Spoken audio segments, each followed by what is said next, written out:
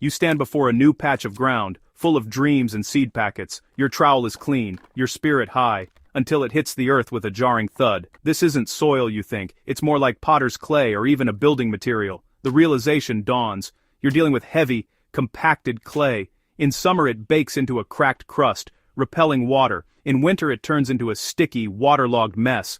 Many gardeners give up, but clay isn't a curse. It's actually rich in nutrients. The real problem is structure. The particles are so fine and packed that there's no room for air or water. Your plants aren't starving. They're suffocating. Understanding this is the first step to transformation. Don't see clay as an obstacle, but as an opportunity. With patience and effort, you can turn compacted clay into fertile, friable soil. Let's unlock the hidden potential beneath your feet. Why is clay so tough? It's all about particle size. Clay is made of the tiniest mineral particles, packed tightly together. Imagine a jar of flour, not marbles. These microscopic plates squeeze out air pockets, suffocating roots. When it rains, water can't penetrate, leading to waterlogging and root rot. In drought, clay bakes solid, locking moisture away from roots. Compaction makes things worse, caused by foot traffic, heavy machinery, or even rain on bare soil. The goal isn't to remove clay, but to create spaces between particles for air, water, and life. We want channels for roots, water, and earthworms. Once you grasp this, the solutions become clear. Work with clay's structure, not against it. That's how you turn a challenge into a thriving garden. Adding compost is crucial, but it's only half the story. If you pile organic matter on compacted clay, it just sits there. The real secret is aeration, physically creating air channels in the soil. By punching holes, you let air and water in, transforming suffocating clay into a living ecosystem. Aeration improves drainage and moisture retention, tackling both winter wet and summer drought. It's the essential first step that makes all other improvements work. Aeration kickstarts the transformation from frustration to fertility. Let's get practical. The best tool? A sturdy garden fork. Push it deep, 8 to 10 inches, then rock it gently to fracture the clay. Work methodically, spacing holes 4 to 6 inches apart. Timing is key. Don't aerate when clay is bone dry or waterlogged. Aim for moist, workable soil, like firm cheese. Autumn is ideal, letting winter frosts help break up clods. For lawns, consider a hollow tine aerator to pull out plugs, or a spiked aerator for lighter work. After aerating, spread a generous layer of compost, leaf mold, or manure. Don't dig it in, let rain and worms do the work. You've opened the door. Now let nature build a rich, open-structured soil. Aeration isn't a one-time fix, but the start of a virtuous cycle. Each year, your soil will improve.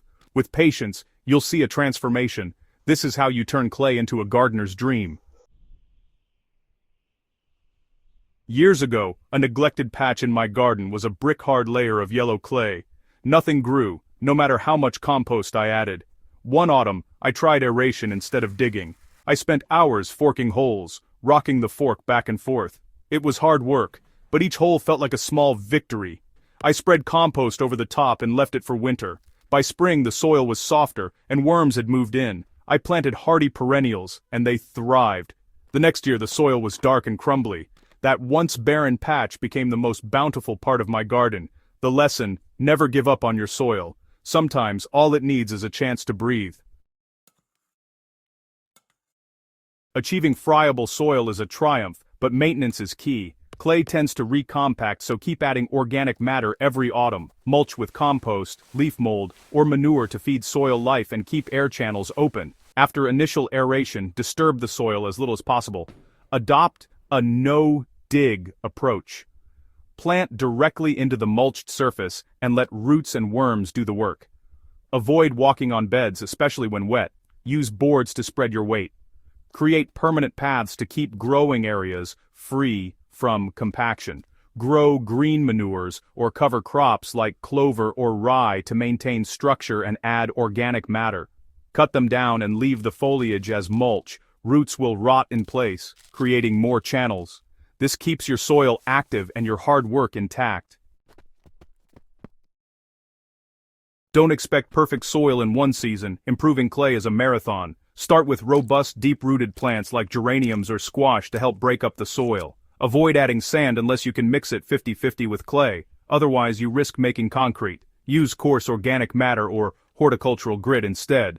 Timing is everything. Never work clay when it's wet or bone dry. Test soil by squeezing a handful. If it crumbles easily, it's ready.